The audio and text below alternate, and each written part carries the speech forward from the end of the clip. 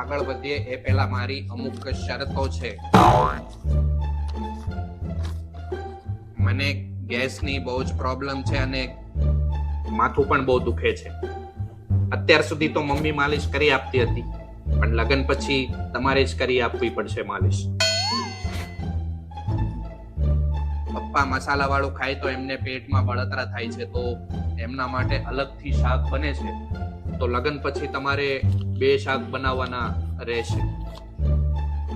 મમ્મીનું પેટ બહુ જ ભારે રહી છે અને એમની ઉંમર પણ થઈ ગઈ છે, તો લગ્ન પછી દરરોજ બપોરે ઠંડી છાશ કરીને આપવાની રહેશે.